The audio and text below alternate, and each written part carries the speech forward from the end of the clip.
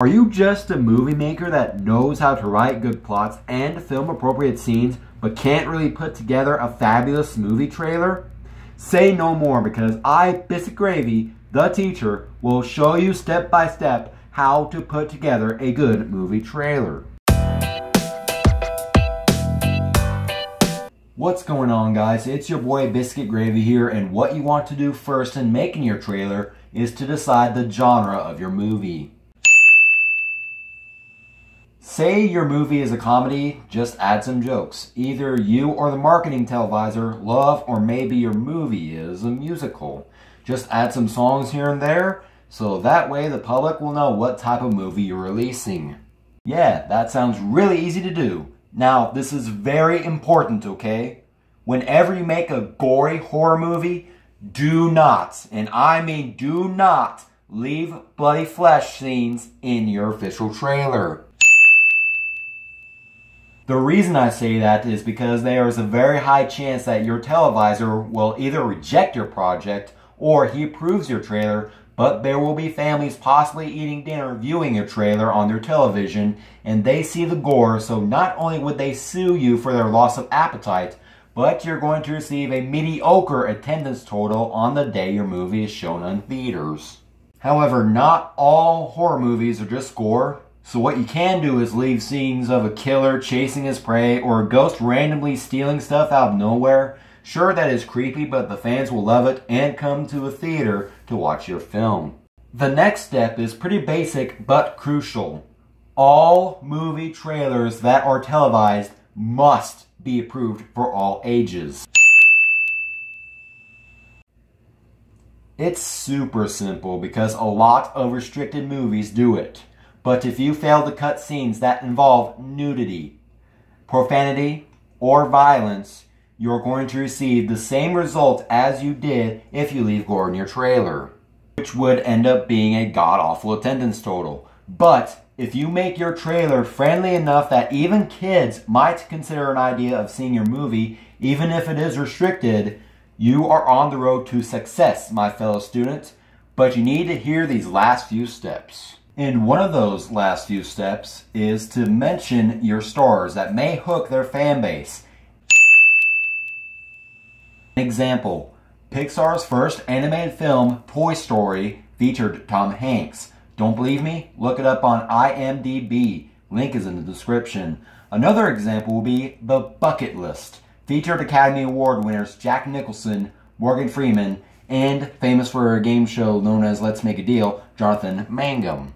You have to admit, both of those had tremendous support from their fan bases, especially The Bucket List, because Jack Nicholson is known for winning Best Actor in both One Flew Over the Cuckoo's Nest and As Good as It Gets, after making the most nominated actor in the Academy Awards for 12 nominations. But that's not all. Morgan Freeman is popular for his calm narrative voice, and he's also been nominated Best Actor for 3 films alongside winning 1 of 2 awards for Best Supporting Actor, and that film was Million Dollar Baby. And Jonathan Mangum is just known for announcing Wayne Brady's game show on CBS since 2009, but he still had fans to see him in The Bucket List. You see, the trailer for The Bucket List is a really good example of mentioning stars in the trailer. But in Toy Story, without Woody's voice being so recognizable, you could use a bit of help at least mentioning the voice actor's name.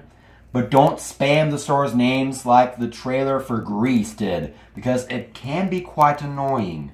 This one is not as simple as the last 4 steps, but it is really prominent. Do not leave much of the plot on the trailer.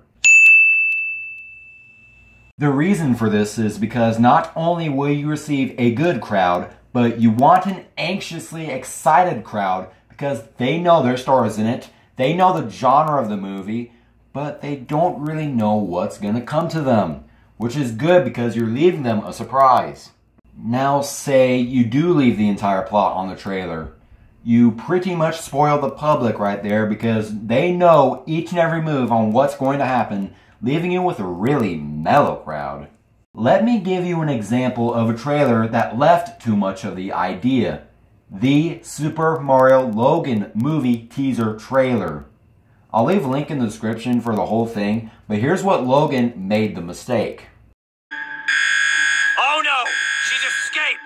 We're going into lockdown! Make sure she doesn't get far! I want you to grab him. Bring him to me. I'm gonna get my money, even if I have to kill him. Yeah, you can kind of see why you don't want to do that, because pretty much 65% of the plot was given away during that scene you just saw. But if you leave little spotty clues of the plot of your movie trailer, then your movie will be fun to the public. And nobody can blame Logan for the meh movie trailer, because this video didn't exist. So Logan, at least you tried, buddy. Anyway guys, thank you so much for watching this. If you learned so much out of these tips of success for your marketing tool, hit that like button, hit that subscribe button. In case you all forgot the steps, here is a summary. You can write things down, you can write the notes down. I'm not going to make you to, but that is your choice.